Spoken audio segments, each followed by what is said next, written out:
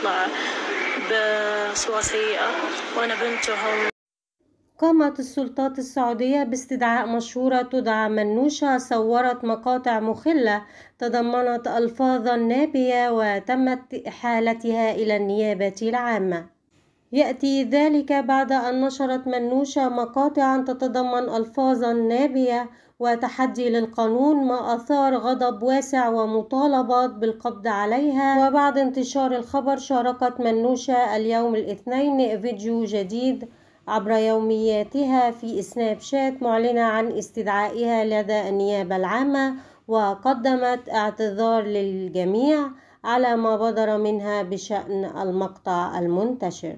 وراحت منوشة تعتذر عن ما بدر منها في الفيديو وتؤكد بأنها كانت خارجة عن السيطرة وفي حالة انفعال، لذا لم تستوعب ما كانت تقوله وسيطر الغضب عليها.